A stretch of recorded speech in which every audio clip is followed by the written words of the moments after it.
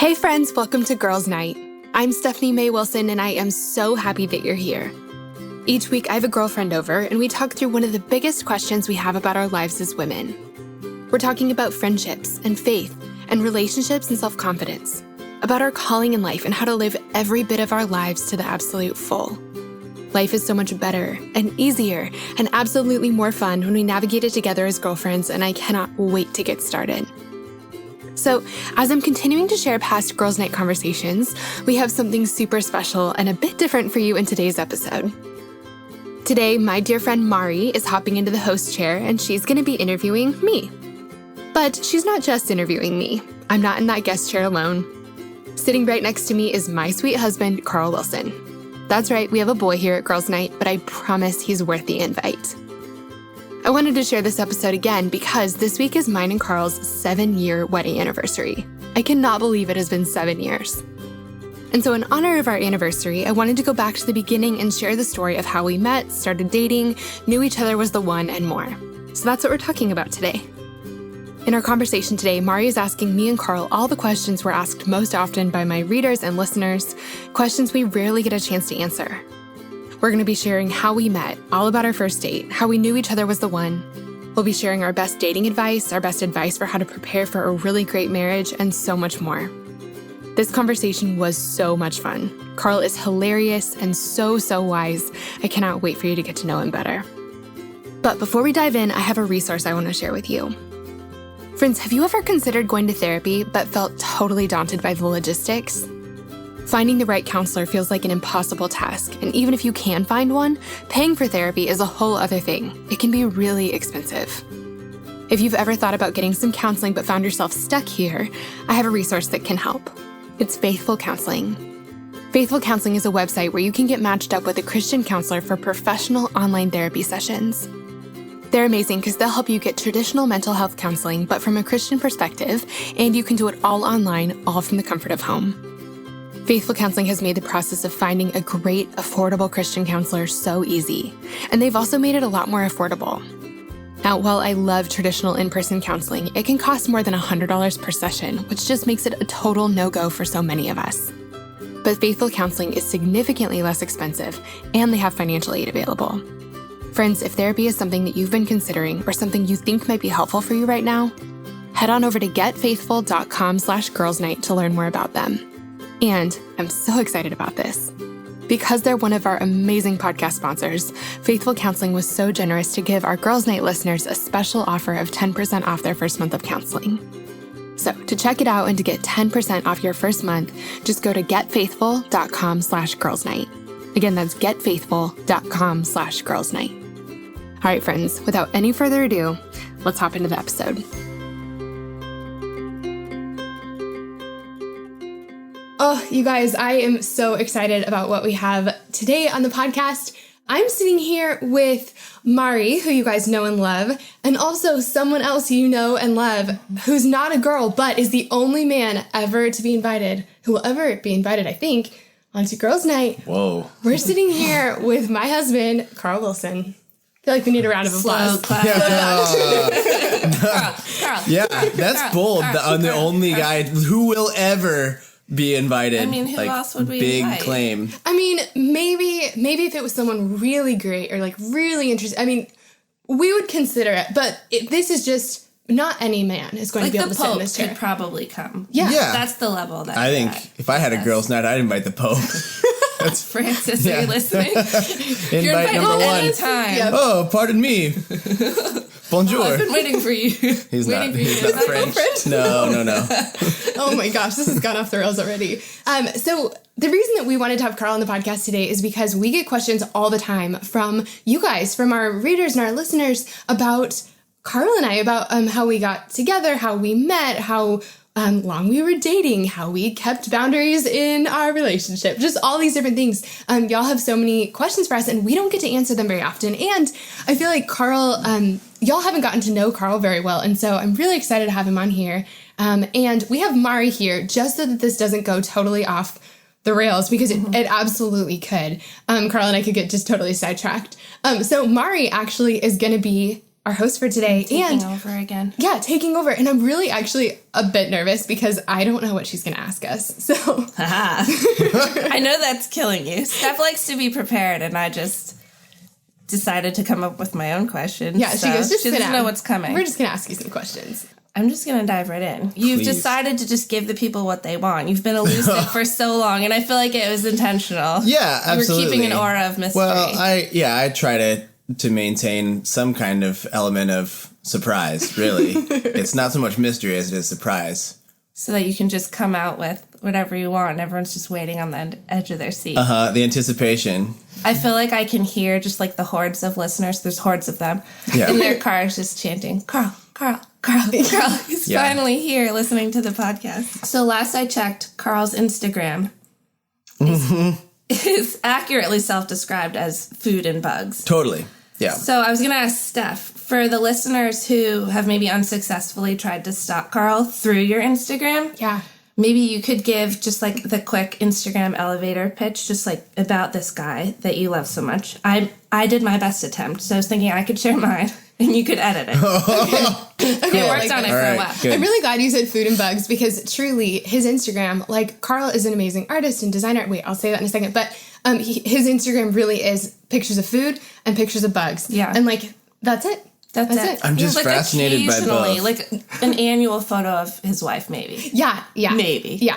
Totally. But With that's a not, bug or But some again, food. well, yeah, exactly. But again, it's all about the mystery and the element of surprise. It's very curated. It's impressive.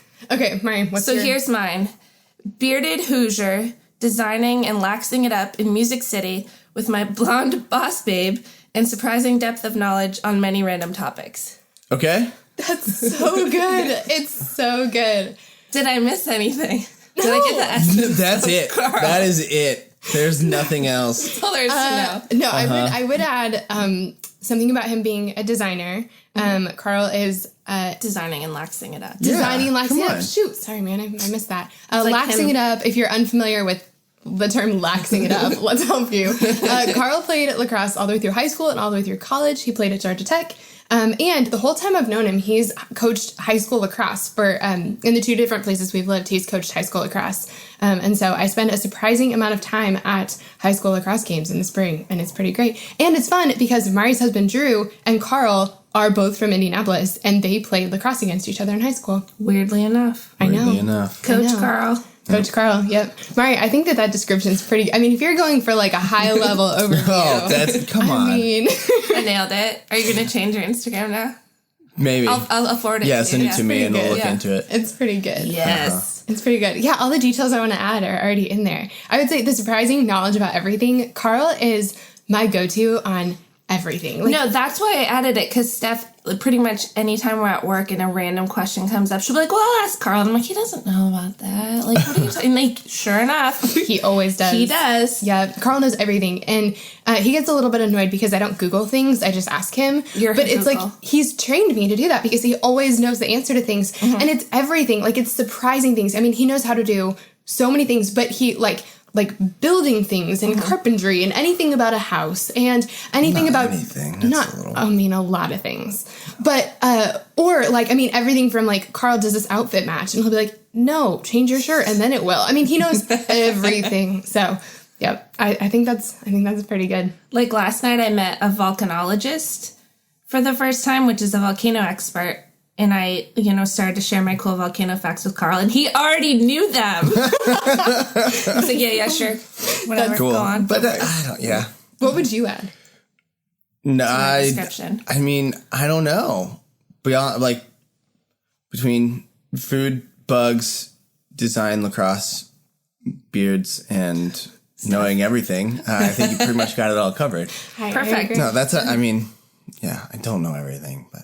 Well, we're going to move into my rapid fire question round then, and we'll find out what you Lightning know. round? Lightning round. Where's our sound effects guy? I don't know. Oh, there we go. Yeah. Here he is. Yeah, That's got for you, it. Kelsey It's a Bennett. different guy.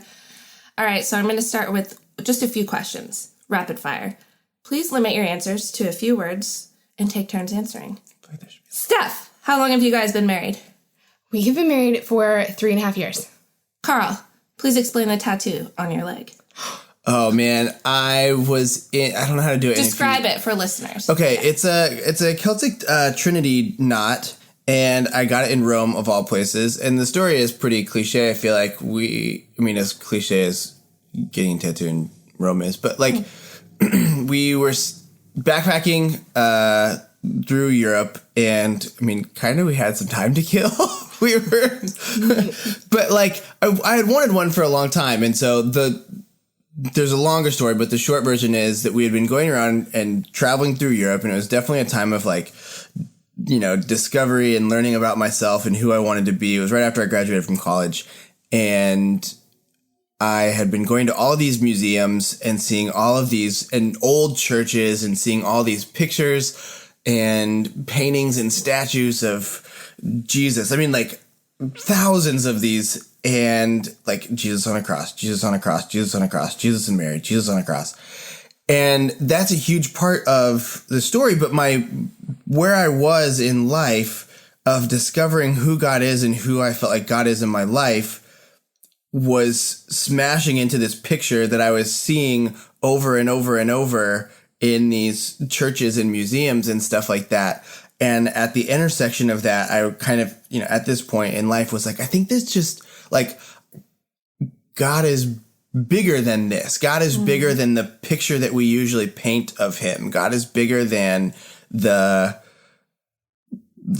like classic Jesus on a cross. And obviously that's like a very important piece of the story, but that's not the whole story. Like it doesn't start there and it doesn't end there. Mm-hmm. And I fit into this somehow, and there are other pieces. There's a Trinity at work here, right? Like there's Jesus, but then there's also God the Father and the Holy Spirit, and I'm trying to figure out what their relationship is to each other and what my relationship is to them. And so that's why I got it. It's this symbol of this, like both the history. It's like a very old historical symbol, but it also has kind of like it's folksy, and there's this like it's complex, and I think it represents like more than just that. Like I have no problem with like cross tattoos and stuff like that, but for me it's like, yeah, that's one piece of the story. Yes. But I'm interested in like this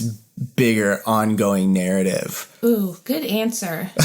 Not rapid. No, not rapid, but you made up for it. Yeah, the cool thing about this is that I know, man, this is off the rails already. But one, I feel like you need to know, like you said on the back of his leg, it's like on the back of his calf, just so you don't think it's like all the way up the back of his It's not large, but yeah. It takes up his whole leg. No, it's not large. The other thing that's cool is that Carl took this trip around Europe and like discovered so many things about himself and about God.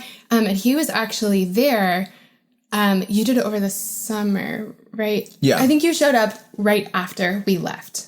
Right, because you were there like spring semester. Mm-hmm. And so we had just graduated and we left like middle of May, and we were there until July. And so Carl was there like when we were in so many of the exact same places just a few months after I left. So he is pre. This is pre. We didn't know each other, but so like right after the whole Lipstick Gospel story happened, he showed up in Europe right after me and got to experience new things about himself and God too.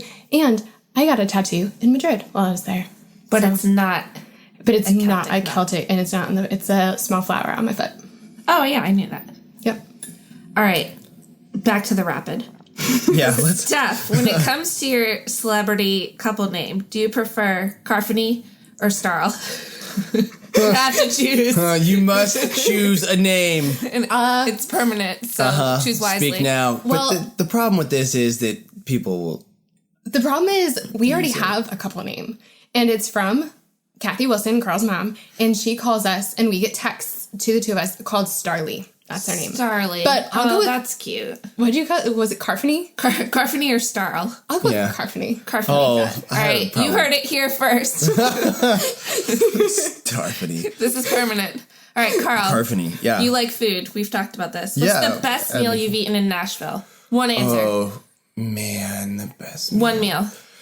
The problem with it is I don't have, and maybe the reason why I love food so much is because I don't have a great memory for it. I'm not one of those people that's like, oh, I can tell you exactly what my favorite Every meal is ever, your best meal. where I was, what it was, and who made it, and the exact, like, it had this hint of saffron on the, like, no, I'm not that. So I have to keep eating new good things constantly because I don't remember what the last good thing is. Yeah. But, we went to, there's a really good place downtown. It's actually in the Omni Hotel called Kitchen Notes. And it was just really good. And they have like, it's kind of classic, kind of creative modern take on traditional Southern food, but they have this biscuit bar. Stop. And so you have like really good food, but then also the like, there's a definite comfort food quality to it, which I really appreciate. When you say biscuit bar, do you mean make your own biscuit or do you mean it's a bar? No, I mean there's like multiple varieties of biscuits to select. And they just keep filling, like, they keep filling it up. I ate so many biscuits. Okay, that with sounds like amazing. Like jams and so the one big thing about me and food is I love sauces. Yeah. We both do, but sauces are pretty great. Sauce is boss, you know. Yeah. So all the biscuit, the biscuit bar plus all these jams and jellies and creative things to put on them. Which okay, so people visiting Nashville, Omni Hotel, Kitchen Notes. Kitchen Notes is a good spot to hang out. The secret to that is that if you go there, you can park at the hotel valet for free, and then you don't have to worry about that. Carl, dropping Cha-ching. the knowledge. Cha-ching. So let's dive into your story now that we're warmed up with our rapid fire round. So this is something that I think Steph really wants the world to know, and it's part of like her, I would say, big life message.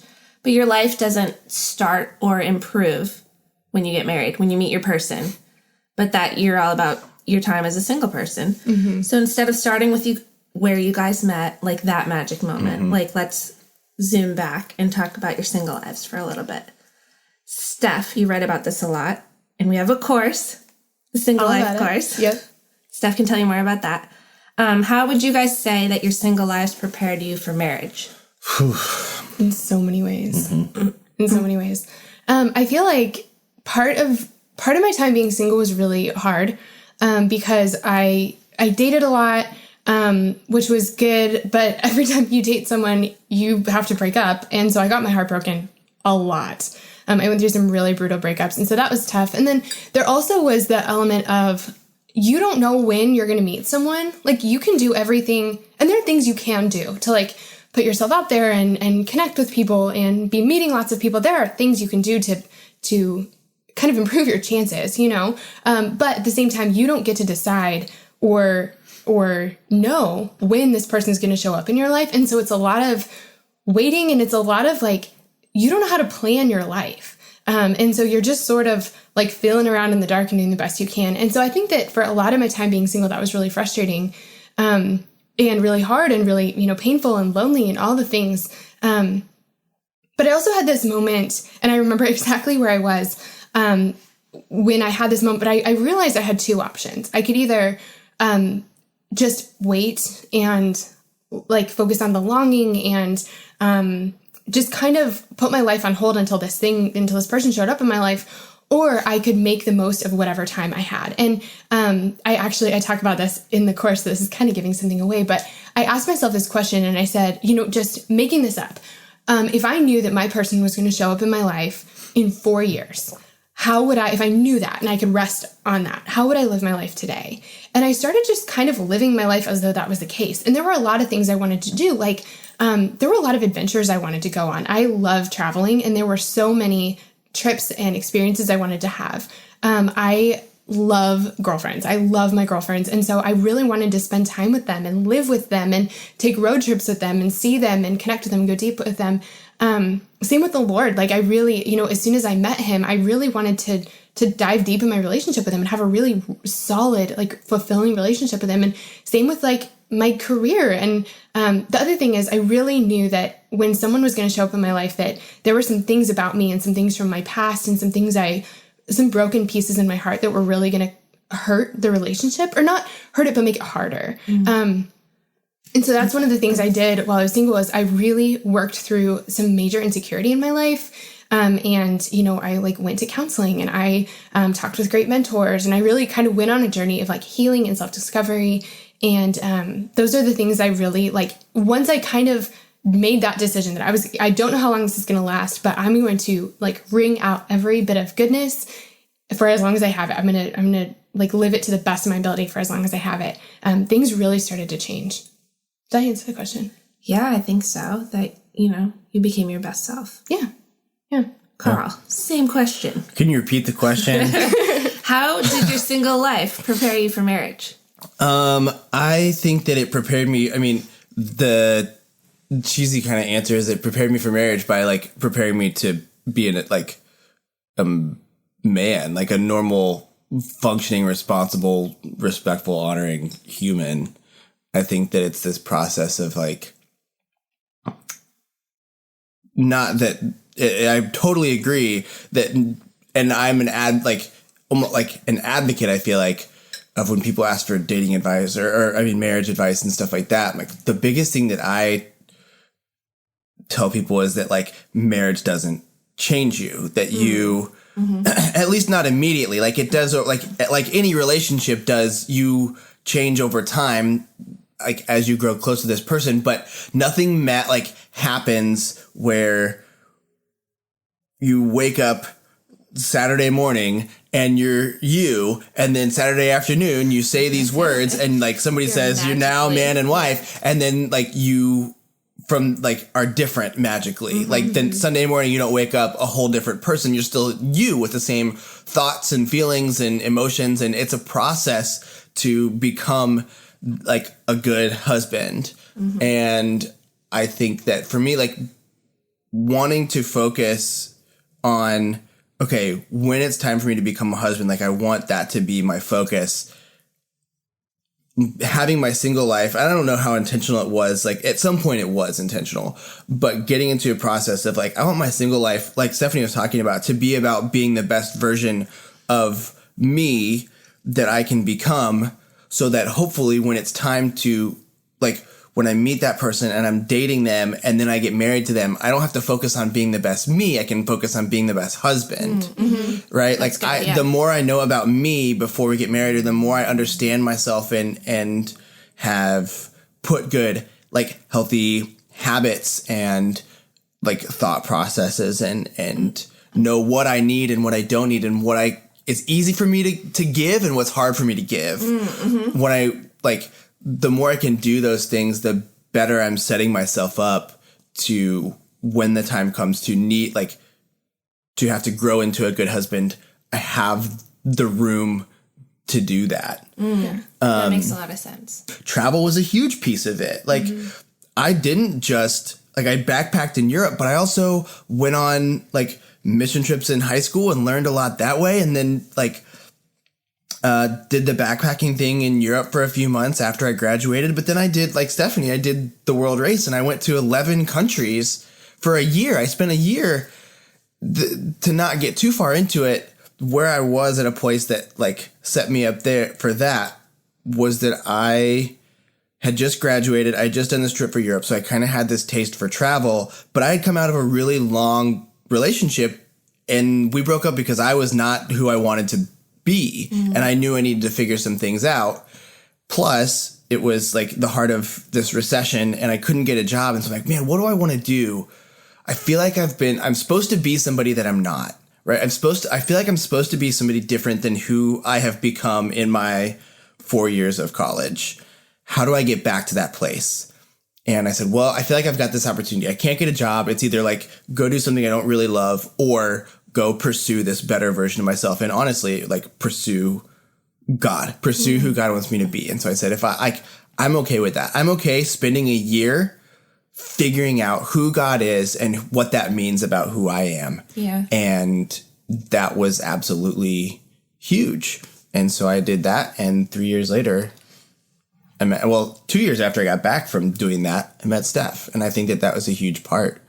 So. I feel like we avoided, a lot of people say, and I mean, people say that the first year of marriage can be really hard. And I don't know if we'll talk about that, but I feel like we've been through a lot in our lives as a couple. Like we've just, like life has been kind of crazy the whole time we've known each other. But I feel like we've avoided so much hardship in marriage because of the growth that we both did in our own lives. Like pursuing our own health and our own freedom from things that have kind of messed with us in the past, and you know, pursuing our own identity and like our identity in Christ, and getting to know God better, and like, you know, having a really great community around us, like all of those things. Our marriage is so much better than it would have been if we had gotten married a couple years before, because we just did a lot of personal growth and healing and discovery. The relationships piece was huge, and not even romantic relationships. It was that we both had really good friends before, but there were periods in our lives where we intentionally worked on how to have healthy relationships, like non-romantically, right? Like I am not like, there are certain things. I had a lot of different roommates for a while, not just because that's what life kind of threw at me, and it wasn't bad, but instead of seeing it as, oh, I have all these different roommates and I just want a girlfriend or whatever, it's like, how do eventually I will have somebody who will become my roommate for the rest of my life. How can I use this time to learn how to be a better roommate? How can I use this time to learn how to be a better coworker? Because that's another, like, all of the things are applicable. It's that practical stuff that you don't necessarily think about when it comes to marriage. But yeah, you're still a roommate with someone. You still work together. You're partners in a lot of ways. Learning how to give.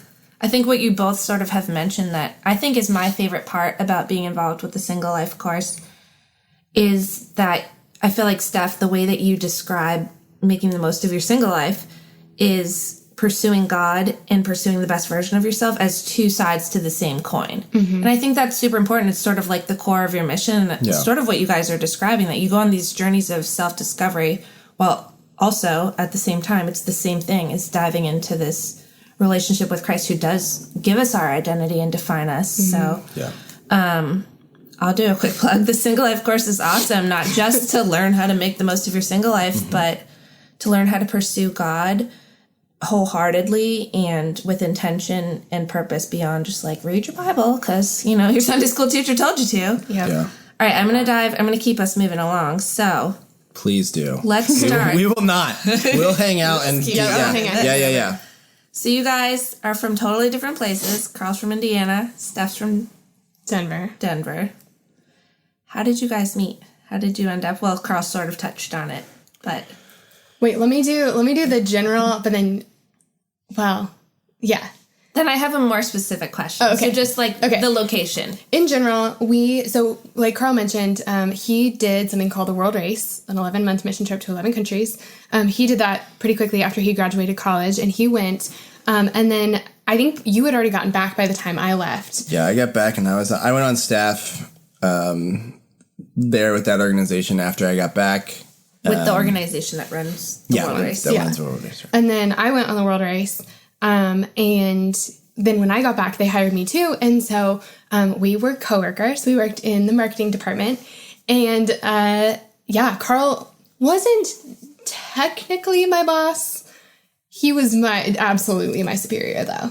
Like, I don't know if you could have fired me. Scandalous. I know. I did not know this. Really? No. Yeah. I knew you worked together, but I didn't know that you were the superior. Oh, no, he for sure was. Yeah. It was, there were times, like, Carl would have to be, I would, like, make a video, because when I first got there, I was on the, video team, and I'm putting together, like, promo videos and stuff, and so I would, like, have this great idea and work really hard for months on this video, and then I'd be like, Carl, who's the creative director, what do you think? And he would totally show me why it wasn't good enough. And then we had to go on a date. So we learned how to work together.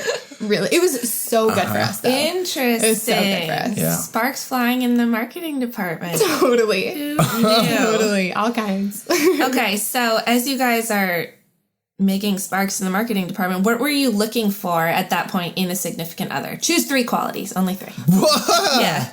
To narrow it down, we got to keep it moving. Yeah. Go ahead. I wanted someone who really loved the Lord. So someone who had a really, like, solid faith.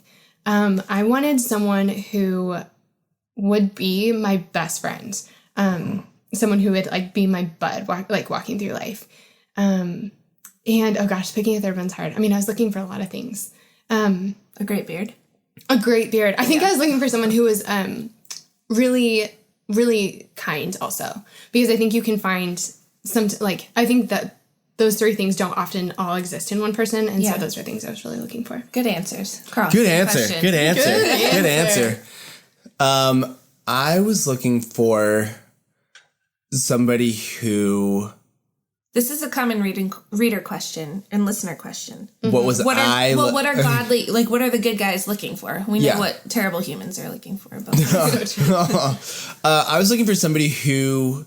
I mean, I don't want to sound cliche, but I was looking for somebody who was living a good story. I was looking for somebody who was passionate about things and who was working towards something and had like goals and ambitions and was kind of.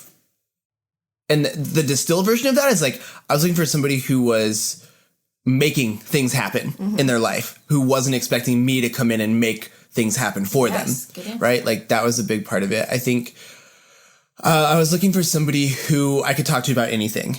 So who had, who I didn't feel like I had to keep things from or wouldn't somebody who would accept me. And one of the things that we said early on was like, in order to kind of, I think in a lot of ways, in order to forgive people and really in order to show people grace, like you have to have needed it in your life. And so this is one of those areas where like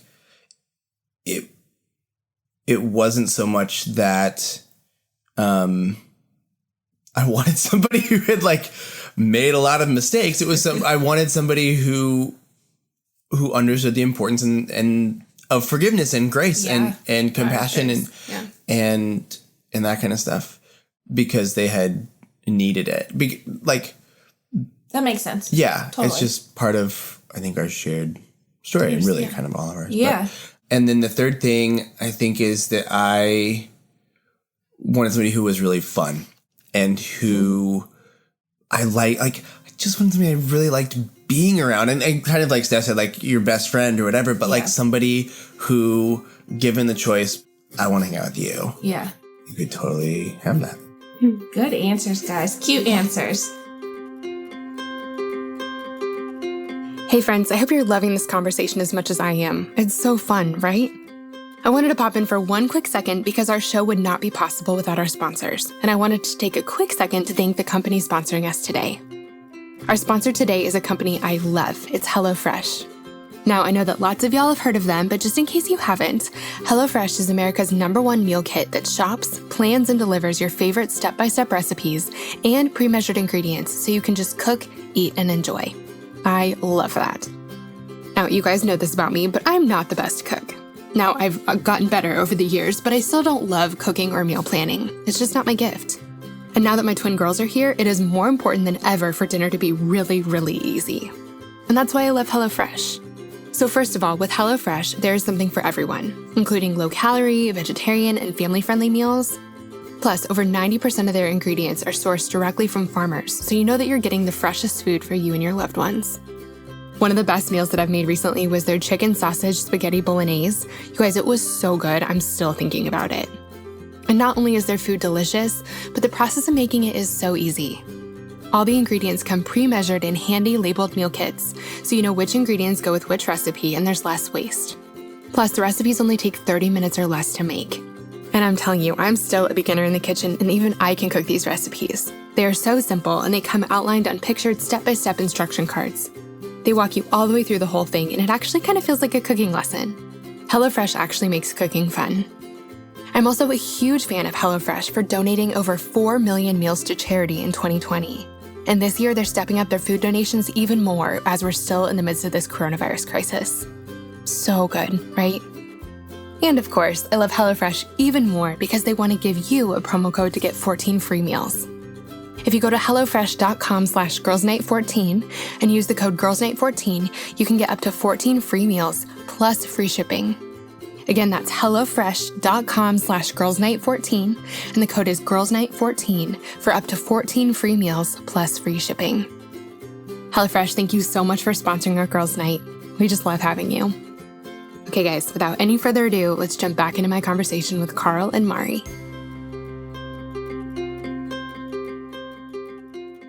So this was another one we sort of got like different iterations from a lot of readers on.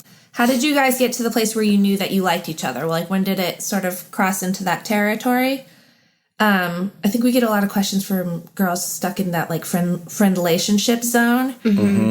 How could you tell? I think Carl specifically should answer this. How could you tell that she was interested?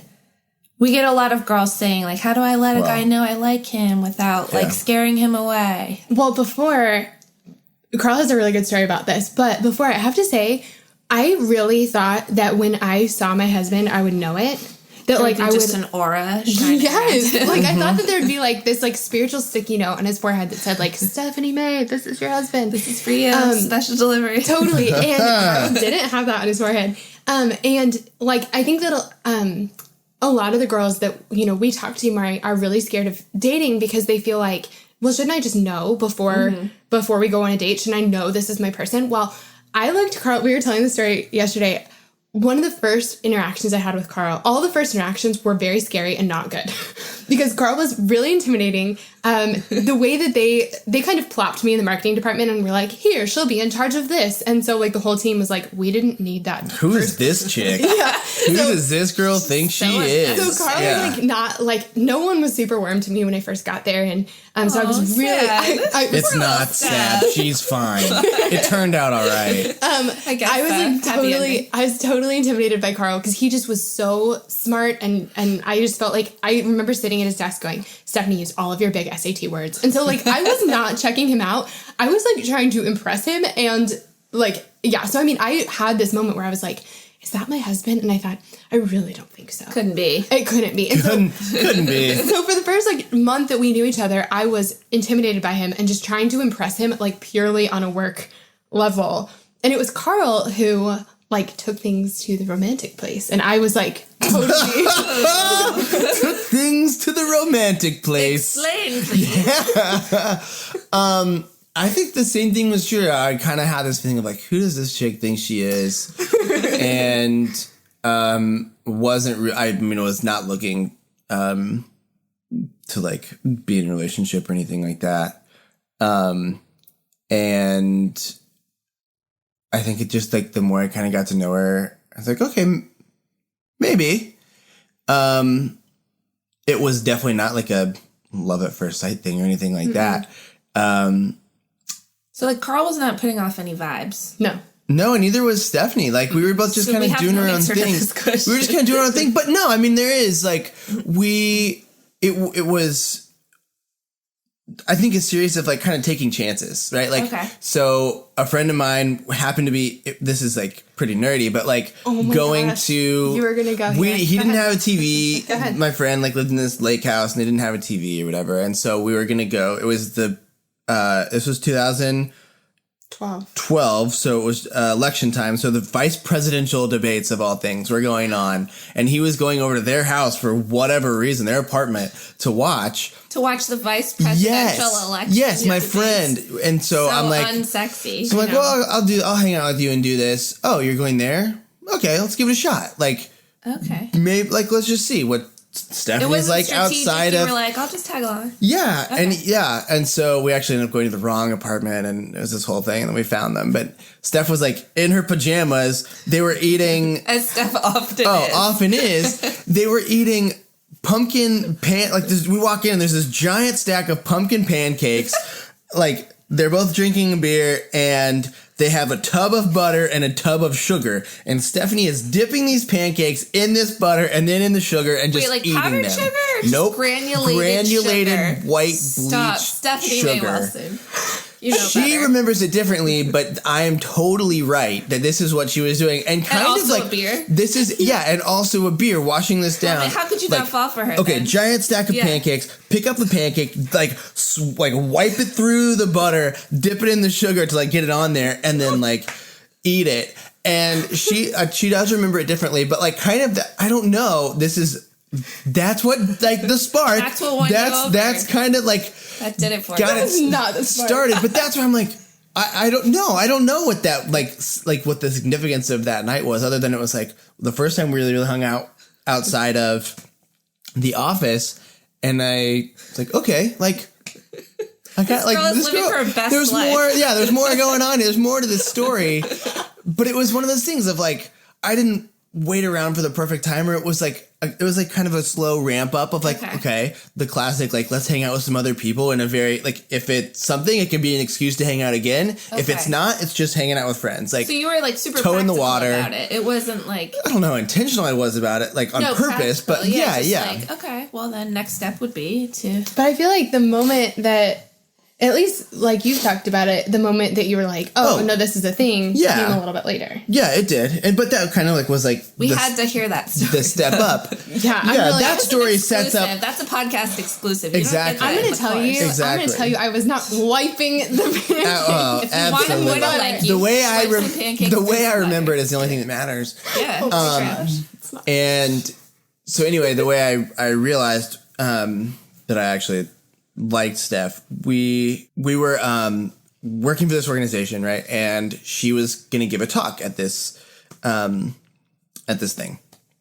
And so she gets up and I'm kind of off to the side. I actually was supposed to be in another meeting and I snuck out of the meeting to hear her speak again, just because I had a hunch, you know? And so she gets up and she talks and she kind of tells her story, and her talk was fine. It wasn't really what it was about. Afterwards, though, I'm standing there kind of off to the side, and she, like, kind of walks over, and slowly, like, this kind of line forms of girls, and they all, like, wait in line patiently to say, Stephanie, like, you don't know me, but I've been following your writing, and this is what that means to me. Like, this has made, like, a huge impact in my life. Like, the same thing over and over and over. You don't know me, but this is what you're writing. This is what you're speaking. This is what, you know, your story has meant to me, how you've impacted me, how you've influenced me. And it was like, you know, a dozen girls or something like that. And it was kind of in that moment where I just had, like, I thought, if all of these people who have never met this woman have, like, if she's had this impact on them, and they don't even, like, they never even met her. How great must it be to be, like, actually be her friend and actually have you be exactly in her life. And there's something here. Like, there's something to this girl that's worth, that I want to find and I want to discover. And so then I asked her out. She asked me for a restaurant recommendation in Atlanta. So I'd gone to school in Atlanta, so I knew Atlanta. So you guys, I'm telling you, like, that's actually, pro tip. Pro tip. A little bit that she was like, hey, I'm going to be in Atlanta. Like, what's a good restaurant I should try out? And I said, oh, I'll show you. And so then because this place you guys were working was near Atlanta. Yeah. Okay. I thought you meant you were traveling there. No, so I was like, oh, I'll take you to one. Yeah, he said, I'm not going to tell you, but I'll show you. Oh, and I was like, Carl, smooth. Very small name. Carl. So that was kind of how it started. Yep. Okay, so Steph, moving into your first date, I feel like you told this story in one of the books. I think it's the devotional, in Steph's devotional. She talks about this. Your first date framed against sort of the background of another first date you had been on before Carl. I just think it's a really beautiful story. I was hoping you could tell, like, the quick Cliff Notes version of that, because I love it. So it wasn't our first date. Our first date was something different, but this was like, we had been dating for about 2 weeks, and we kind of, as we started dating, we were like, at first, our first date, I did not know anything. No part of me was like, this is something. I was kind of a little bit behind him. I was a couple steps behind, trying to figure out, like, how I felt, because he kind of took me by surprise asking me out. But it was a couple weeks in, and I mean, things kind of happened fast. We were like, oh, you are special. Like, I've dated before. This is something special. And so we were laying under the Christmas tree in my apartment, and we were talking, and somehow we started telling our stories, kind of our testimonies. And Carl asked me for mine first, and I gave him a total Cliff's Notes version, like, just skimming over all of the, like, hard details, because the last person I dated before Carl, I had told him my real story, which, I mean, if you guys have read Lipstick Gospel, like, you know most of it. It's rated G. No, it's not rated G. And so, I mean, I told this guy my story, and most people, when I told them the story, I mean, what I did in my messy past is not the point. The point is, like, look how good God is and look what he saved me from. Look how much he's changed me. But that boyfriend, like, did not see that. He, some people, like, you know, I've told my story before and people have kind of teared up. He teared up, but, like, didn't stop. And they weren't good tears. They were, like, hurt tears. And he was, like, shocked at my past and honestly, like, really disappointed. And he told me that he couldn't see me the same way anymore because of what I had done. And so when it came time to telling Carl my story, I was like, I'm not doing that again. Like, I'll tell you the quick story. Well, so I tell it and I kind of get through it. I'm like, all right, your turn. And he tells me his real story and told me the truth about the decisions he's made and the mistakes he's made. And I got to see how God had worked so beautifully in this man's life because of, like, God had redeemed him and saved him. And I could see the grace and the redemption all over his life because he told me the real story of what he'd been through. And so when he was done, I mean, I was in tears, but, like, totally the good kind. And I said, you know, I think I need to actually tell my story again. I love that. And it was really, really cool. Especially framed against your answer from earlier that you were looking for someone who understood grace and redemption. And, like, clearly she was looking for the same thing. Yeah. Yeah. Yeah. Do you want to add anything about your first date, your first few weeks of dating? Oh, we missed? Obviously the food was amazing because you're Carl. So yeah, we did some fun stuff. The first date actually was like a whole thing, and I was like, it was kind of a mess. Late, and he picked me up at like 10:45, which I'm gonna say PM. I'm gonna say if a guy picks you up at 10:45, that's usually a really bad sign. In this case, it wasn't. But you said, I'm not gonna judge. I'm gonna give it a shot, and you went for it. I did. Worked out all right. So. I took it to my favorite place. I had this place, that I like to go to again because I needed some alone time. So I would go, we lived on a lake. And so there was like this one spot on this lake and I just really liked it. And I thought it was cool. And so I would go there by myself, sometimes like when I just wanted to kind of get away from things. And cause I lived with like 4, other people. And so just sometimes needed a little break. And so I was like, I don't know. I want to show you this. Like, I want to show you this thing that's special to me or is cool. And so I picked her up and it was kind of chilly because it was a little later. And we went and got a hot chocolate and then I took her to this place. On the surface, it could be a little bit creepy maybe because I'm like, here, let me pick you up late at night and take you down to the lake. Yeah, take you to the lake. Totally. Yeah, take you down to the lake.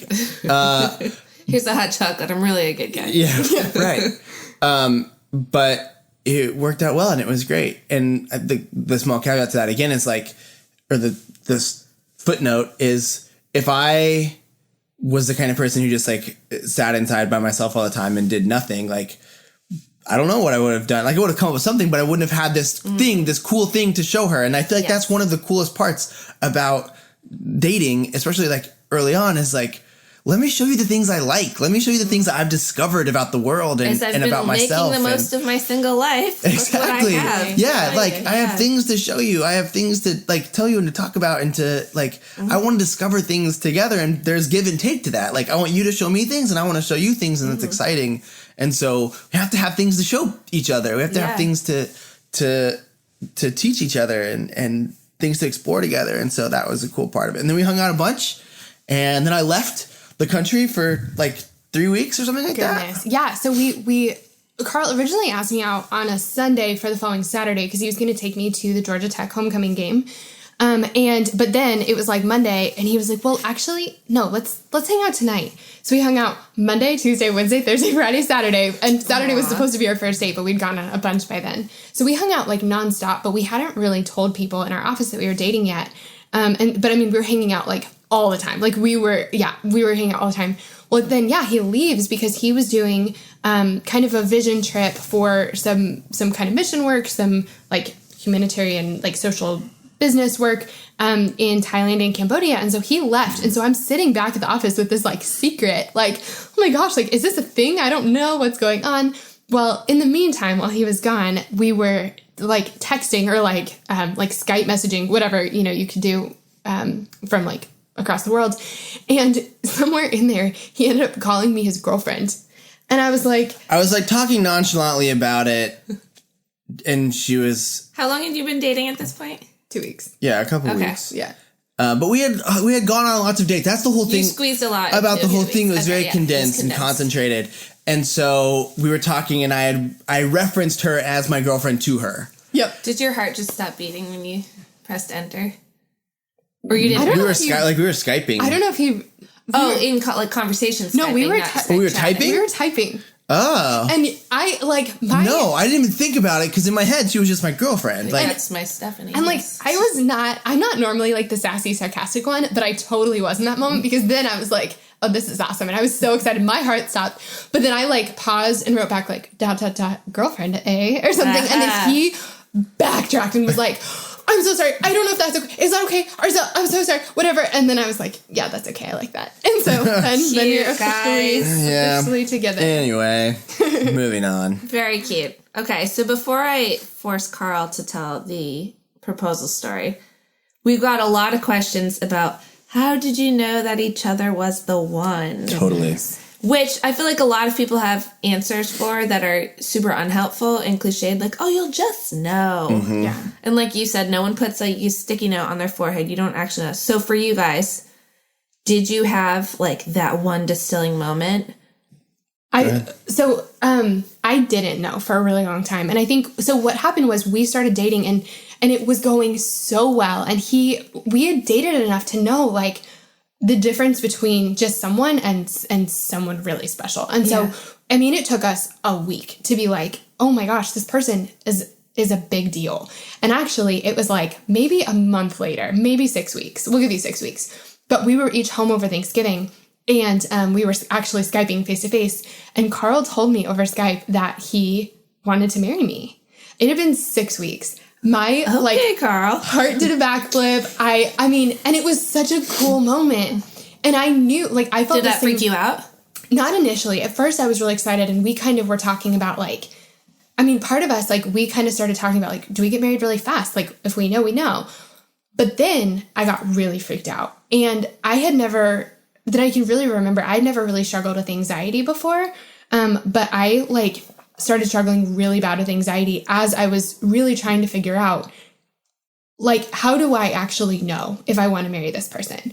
Because people say you just know. And like in past relationships, I feel like I'd been so giddy and like head over heels and like, of course I want to marry you. But I wanted to make a really good decision and I knew that this was permanent. And so all of a sudden I'm looking at our relationship. I'm not feeling it anymore. I'm looking at it like really, I'm scrutinizing it. Like, how do I know if this is real? Like, shut up feelings. Like, how do I figure out if this person's right for me? And I mean, I'm asking for advice everywhere. I mean, my anxiety was like through the roof about it because it's a really big deal. And, I feel like I just felt totally the weight of that. And so there were so many times at one point we decided we were going to stop talking about marriage. So we like completely took it off the table. And we had been like, let's do because it. It was freaking because out it was freaking me out so much. If we were referencing it, we would go like, sometime in the future, we're going to have a big party. Like we had to come up with this euphemism like that for a wedding. Yeah. But it just wasn't, it was just a different way of thinking about it. Yeah. I mean, we like stopped talking about it. And, at one point we were like, okay, no, we're just dating. And Carl's like, Steph, like, take your time. Like, this is, you're okay. Mm-hmm. But I mean, there were times where like, I mean, I cried so much during our dating season as I just was freaking out about it, just trying to figure it out. Like, what the heck does it mean you're supposed to just know? I didn't trust my feelings anymore because I had, thought that I had found the one so many times. Like, how do I know if this is real? And so I like, there were so many times, where I told Carl to his face, like, I don't know if I'm supposed to marry you. Mm-hmm. Which is not a super nice thing to say, but the thing it's a very honest thing to say. And I think that I really wanted to be, it does. I wanted to be really sure by the time he proposed, I wanted to be positive. Yeah. So what helped you move past? It was actually how Carl handled my anxiety. Because he didn't like have his feelings hurt and run away from me and say, fine. Like in past relationships, I felt like I was the only one holding it up. Like if I had a shred of doubt, the whole thing would fall. I had 1,000 shreds of doubt and Carl was holding it up, holding it together, holding me together, coming closer to me instead of like pushing me away. Like talking through it with me, loving me through it, not like judging me for my feelings or, he like understood it. I mean, he really like walked me through the process of trying to figure out if this is what I wanted for my life. And so it was really that. And really, I finally had the moment where it's like, you just know. Well, I finally had it the following Thanksgiving. And a full year later. Yeah. And I mean, I don't know if my anxiety showed up quite right away, but I mean, it was like months. And I mean, our dating relationship was going really well, but it's like I could just sink into this anxiety about it. I went to a counselor, and so that was helpful. But finally, after like thinking and praying and talking to people and processing through it and seeing Carl like love me through this, he came home for Thanksgiving with me. And finally, just in a moment, I'm walking around this track at my gym at home, and I felt like God kind of put his hand on me and said, okay, you're ready now. And I came home from the gym and I told Carl, I'm ready now. I'm not going to change my mind, I'm sure. And I wrote him like a piece of paper, like a little contract, which would be way cuter if I had cute handwriting. It's super ugly. But I said, have it, Carl? I think we have it somewhere. Yeah, we have it somewhere. But I for sure like wrote him a contract and said like, I'm sure I'm ready now. But it took me a full year to get there. And so when people say that they're scared of getting married or afraid about making the decision or whatever, like I'm with you. And the biggest piece of advice I could give is 1, see a counselor because anxiety is real.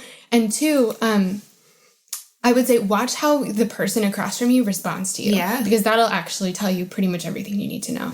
Yeah. I think that sort of answers, we got a reader question about how did Carl's actions affirm his character to you. It sounds like that's exactly what it was. That's exactly what it was. How did you know? Because you, like, yeah. It sounds like you were just kind of gung-ho from, I knew you're like, and you will be mine. I knew pretty early on. Just get on board.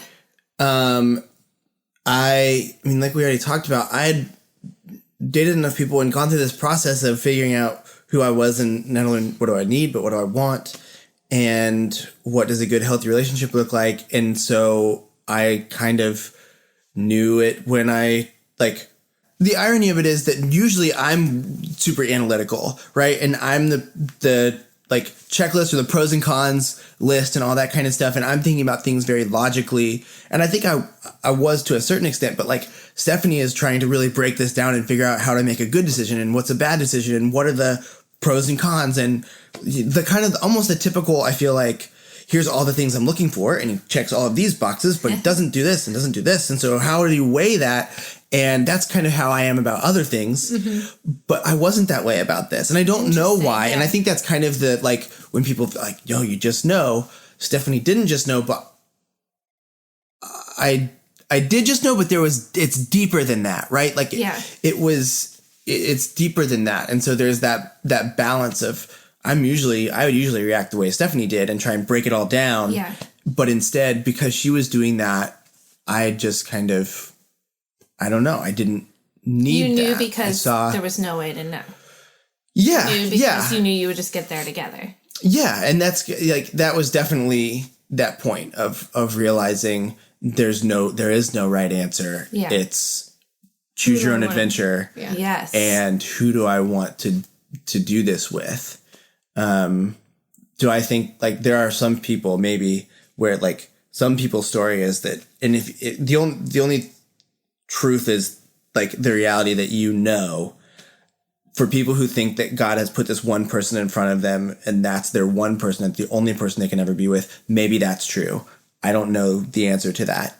I didn't have that thought. It was, there are lots of possible people that I can be with. We have, like, it's up to us to make this person that one person. And I choose for this person to be that one person. And I was actually at a bachelor party with some friends and we were up early one morning and my friend David said to me, you're dating this girl you've been dating for a little while. What's the deal? I'm going to marry this girl. And he said, how do you know? Like, there's so many girls in the world. How do you know that she's the right one? And I said, I don't care.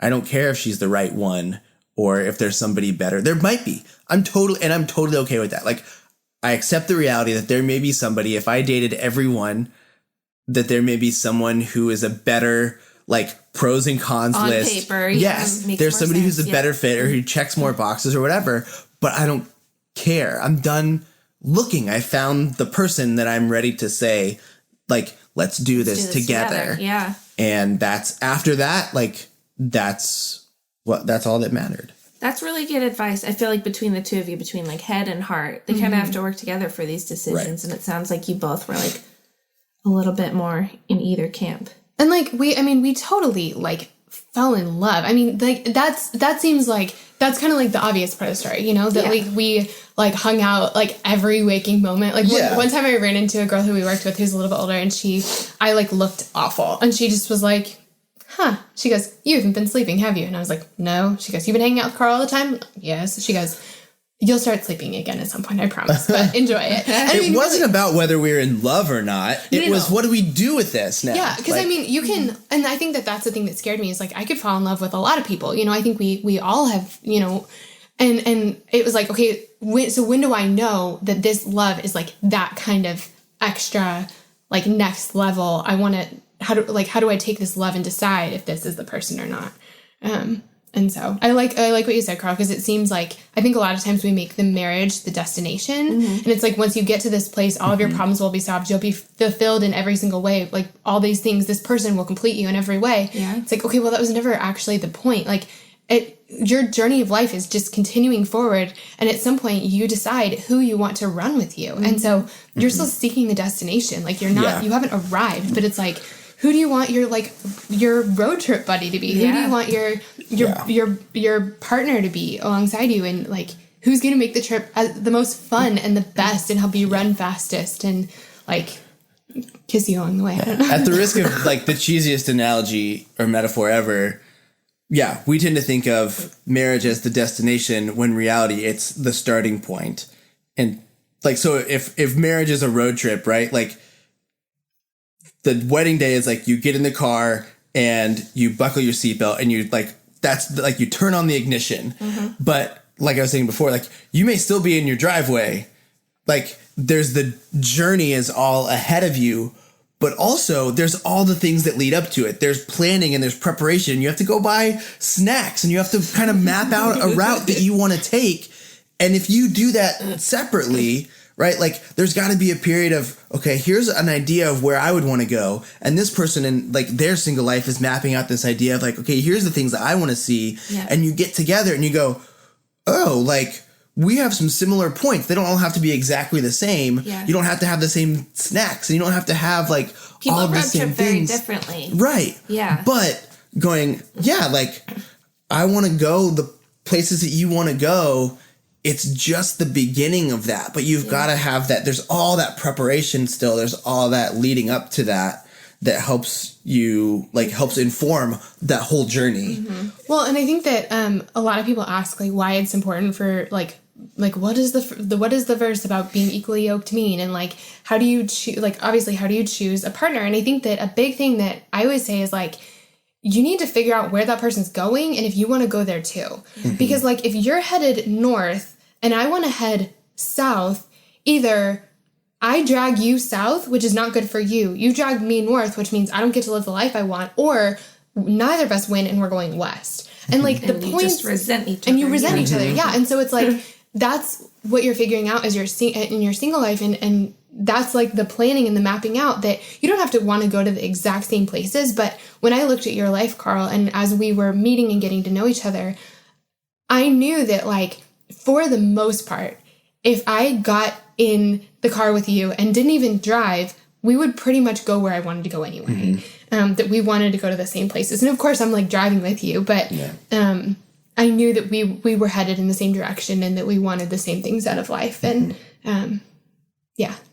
Which is why I think, like, to wrap up this little analogy, and then we can totally move on, but like, we had both taken some small road trips on our own, right? Like you had explored some places and some things, like literally, but also, you know, figuratively, to know I like what's in that direction or I don't like what's in that direction. Because you were making the most of your single life. Yeah.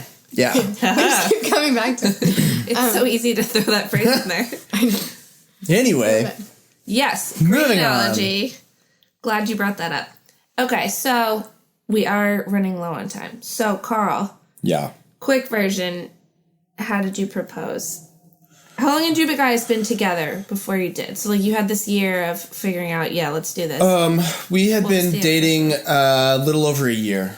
So we started dating in like October of 2012, and we got engaged in December of 2013, and then we got married the summer of 2014. So the whole thing was, like 2 years, 2.5 years.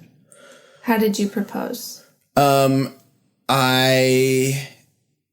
With that time we talked about when I went to Stephanie's house for Thanksgiving, and she kind of said, okay, now like I'm ready. I had already started like saving money to like buy a ring, and that was important too. That we didn't talk about, but like that was one of a few reasons why I hadn't proposed yet. Like one, because she hadn't said that she was ready. She was still freaking out. She was still freaking out, but also because that was important to me to have like, I'm totally fine. And I totally get like we have what we have, and this is the ring that we have and stuff. And like, that's totally good. Like, it's not about that. Like, it's not about a ring, right? Like that's that story, and that's fine. For me, it was the discipline, like part of, in some way, becoming the person that I wanted to be, preparing to be a husband and all that kind of stuff was like, no, it's important to me to like save money. And I wasn't making a ton of money at the time, but it was like, I want to sacrifice for this. I want to save money for this. And I want something that like I'm proud to give her, and not in like, again, not in like a material way specifically, but just, I want this to be something that cost me something, and that I'm proud of. I want to do a good job. And that was part of that for me. So anyway, I was saving money and all that kind of stuff. And we go home for Thanksgiving, and I meet her family. Maybe, I think No, it was the second time. Okay. And at the end of the trip, she had just told me like, okay, I think I'm ready. And then her mom comes in and goes, Carl, just don't wait forever. I'm like, I got this. It's going to be fine. Like, I got this. And so, so then I got home, and I was like, oh, I don't really know. And I was still trying to save money or whatever. And I was talking to my mom about it. This was like 2 weeks before Christmas. And she's like, just do it. Just stop. Just do it. Like, I love you're that. Gonna come. I know your mom's like Steph's biggest fan. Oh yeah. She's like, just stop. Like, just like, don't stop waiting for it to be perfect or till all this stuff lines up. Like, just do it. Yeah. And so I went home for Christmas and everything, and we booked a plane ticket. This was planned to Denver. Yeah. Okay. I booked a plane ticket to Denver. Oh no, Steph didn't know I was coming. Oh, that's what I'm asking. Okay, she was coming to my family's house the day after Christmas, and we go to Chicago every year after Christmas, and so she was going to come and go on that trip with us. And so Carl was in the Indy, surprise was the surprise was I'm going to go to Denver on Christmas Day and surprise her. And so like a week before Christmas, we booked the plane ticket. I went to 3 different jewelry stores. 2 of them were not good. One of them was the right one.